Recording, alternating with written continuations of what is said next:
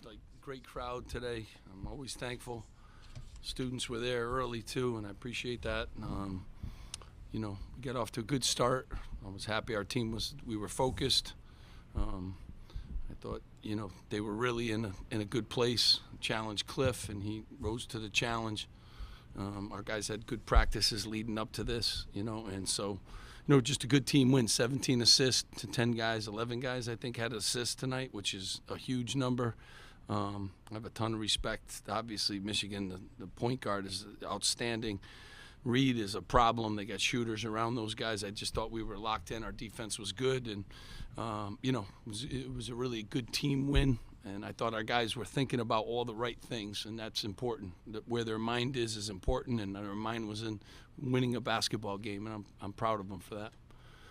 This was a historic night for Cliff. 900 rebounds. Only 3 Rutgers players are ahead of him. Phil Sellers, James Bailey, and an old school legend by the name of Swede Sundstrom. What do you want to say about what he's done over the course of 4 years? I mean, like all these guys here, Cliff, his development has been unbelievable. First of all, he's an outstanding student, and what a representative of Rutgers that he is. But, 900 rebounds, and hopefully maybe he can get 1,000, Cliff, in the next 2 games. He's gotten better.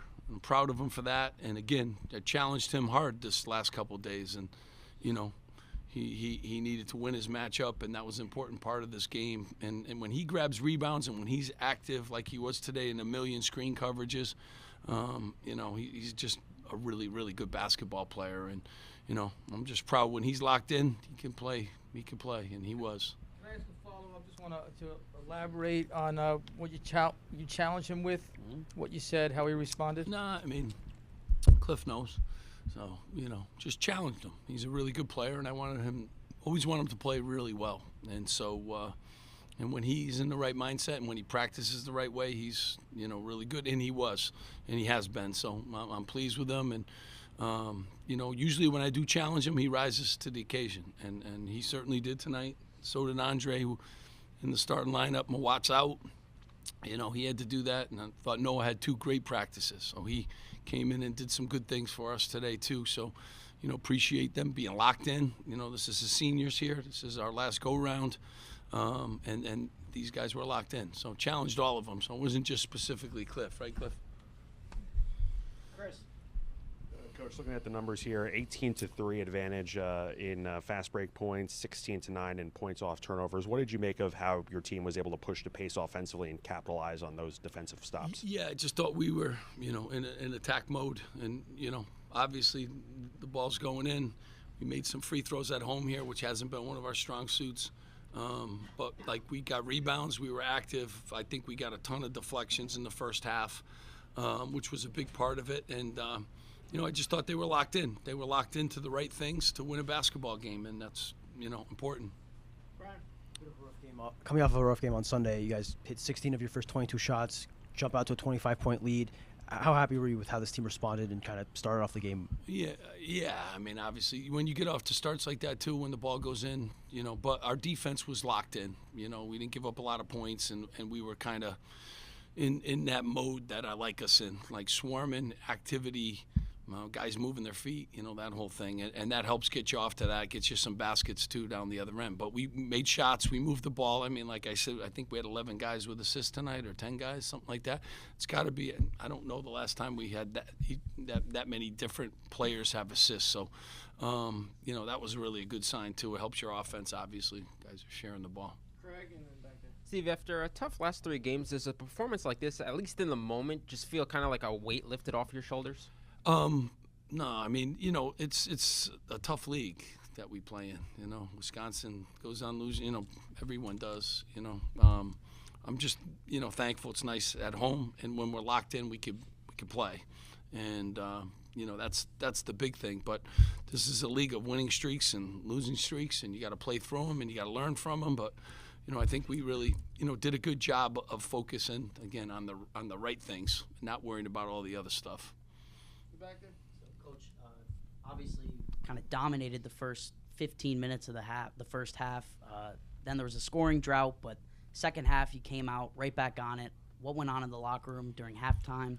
to kind of respond to that drought and get back on track? Yeah, I mean, we put 41 points up in the first half, so if that's I'll take those droughts anytime. But at halftime, we just kind of stayed the course. We had a good game plan for this game. T.J. Thompson did a great job, and stay the course and attack what we thought we could, and stay in that kind of attack mode, both defensively and offensively. So the halftime was, and it's a 40-minute league, so they were reminded of that quite a few times at halftime. Chris? Another large differential was 48 to 18 points in the paint. So you guys had 48 points in the paint. Just, what do you think made that interior offense so effective tonight? You're looking at, one of them. But we drove it, too. Andre got in the lane. We had a lot of guys attacking the rim, which I thought was very important. They play a lot of different defenses, too. I thought we adjusted well to all of them. And, again, guys were they were locked in. And that's a good thing, and that's what they need to be here moving forward. Sure. Steve, the rotation was 8 until the game was well in hand. Any tactical reason, philosophy, why it was a little shorter than usual? Really good practices by those 8. You know what I mean?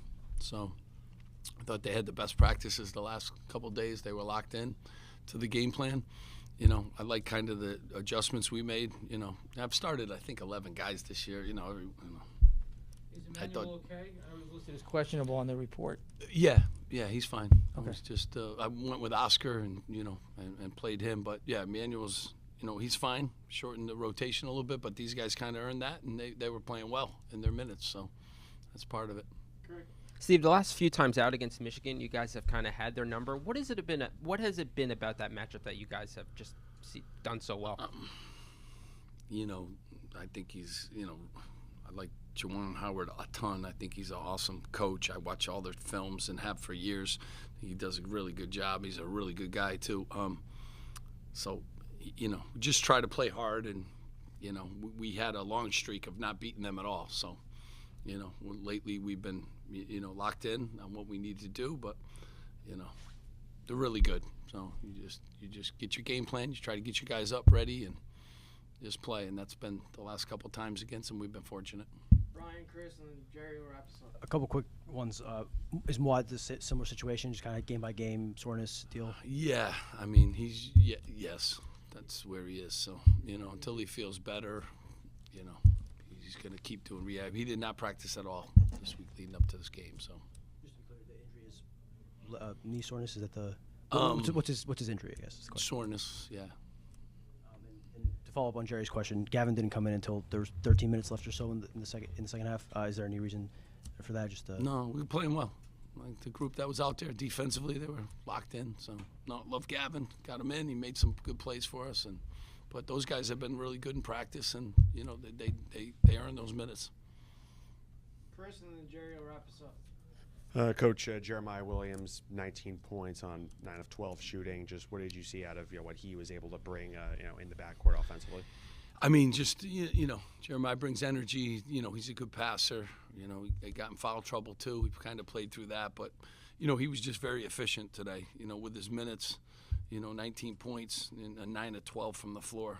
Cliff 9 of 11 from the floor. Just really efficient, taking good shots. But yeah, I liked he's smiling, his personality, the whole thing. So he was good. Sure. Steve, you mentioned the crowd at the beginning of every post-game press conference, but I want to just ask you what it means to you personally to see this place packed under these circumstances, and it seemed like it was a postseason game almost in here. Yeah, I mean, and I tell you guys, these fans that are in the stands, and they're awesome. I get to talk to a lot of them. They're the ones that stick with us, and this is a tough league, and they've seen a lot of wins the last 5 years here. But as anything, our students are awesome. They come out, they bring energy. Helps our team a tremendous amount. But the season ticket holders, the people that, one guy grabbed me today, he's been a 42 years season ticket holder. He just he loves coming to the games. It's sad that there's only one more left. And he gave me a whole thing of, I like Cliff, I like Andre, they're great kids. I like when they understand too that these are great people. you know, and Andre and Cliff have been here the longest, but Noah too. Like, you know, he's only been here a year, but the impact that they've, you know, made on these people, and they're happy for them, you know, when we win. So, yeah, it's very important, you know, to have a crowd that's with you no matter what, and I think that's what we've kind of built here, and I'm proud of that, and I think they come to watch these kids. I mean, I think he's got a Randy said 3.93 in graduate school grade point average. Cliff is one of the best students we've ever had. I even put you above Miles Johnson the other day. Dr. Miles Johnson, academically, unbelievable. And what Cliff has done academically is off the charts. And so, you know, like, they're not just basketball players. They represent the school the right way. They do an unbelievable job on and off the court and stuff. And I think the fans recognize that, and they come out and appreciate them, and I think that's important. 3.9. Did you have a 3.9 at UConn? Oh, yeah. If you added every semester, added them up, that's what I got right there. But yeah, there you go. What are you laughing about? No, what are you laughing about? No, I don't think so. All right, but thank you guys. Appreciate you coming.